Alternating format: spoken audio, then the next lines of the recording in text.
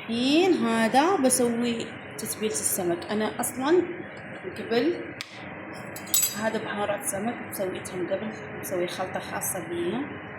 ان شاء الله شي مرة اسرع الطبخ حقي في المطبخ، شي مرة اوريكم كيف ان شاء الله. المهم هذه بعد خلطة فيها توم بودرة، بصل بودرة، كل شيء انا محمرتهم وجهزتهم بروحي.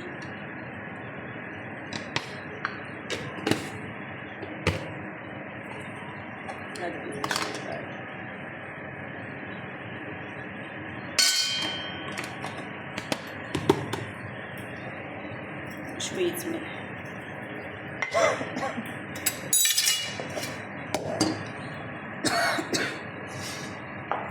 حاطة اخلطهم وحاطة الدقيق والزيت قاعد يحر. بعد ما سويت تتبيلة خليت سميرة تحطه في دقيق ابيض كله خلاص نفضيه. ما كنقلبش السمك حتى يتحمر 5 دقائق، عاد كنقرب ليه باش ما كيتشتتش ليه في المقله.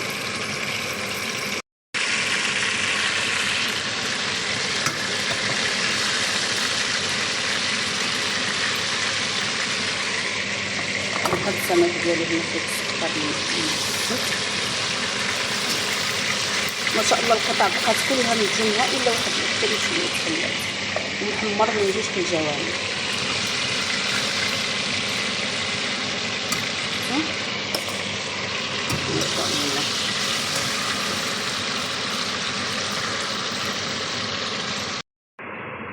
نفس المقله نقصت من الزيت وغادي نحط فيها بصله ومطيشه. البصله هي الاولى،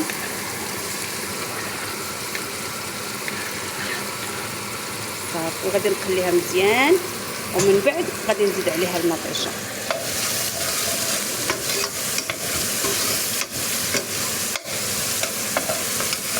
حتى كتبدا تاخذ اللون عاد غادي نزيد عليها الطماطم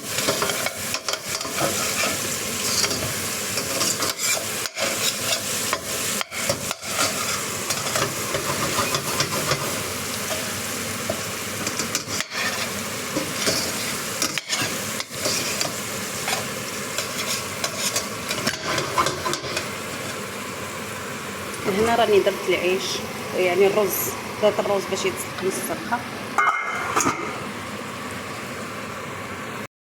شفتوا هنا زدت القزبر والمعدنوس والشابت والطماطم قطعه صغيره حتى هي.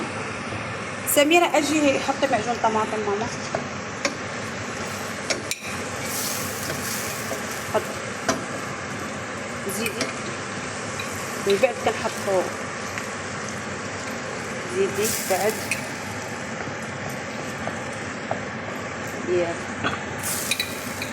زيدي بعد كميه مع التحريك. شفتوا خلاص.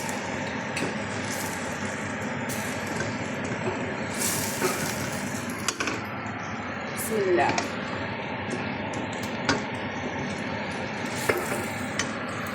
خلينا الطماطم. هذا الصوص مقلاي، السمك جاهز حتى هو.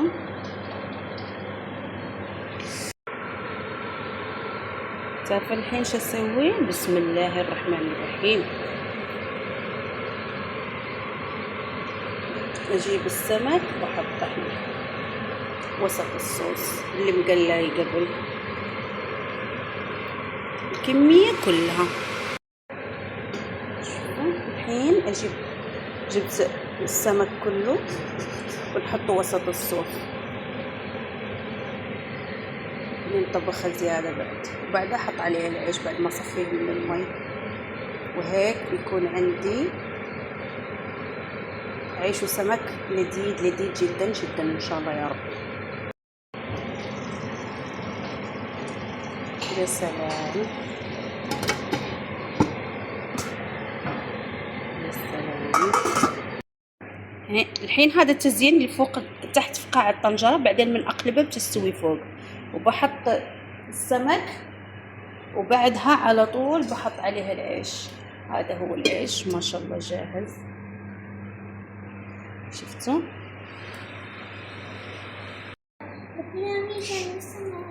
مسكيلية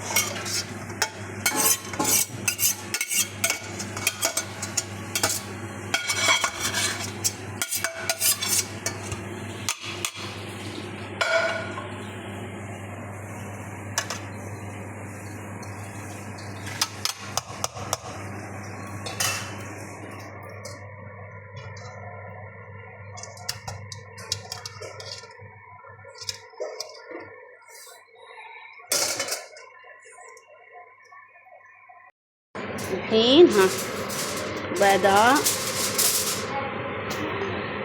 نسوي الألمنيوم.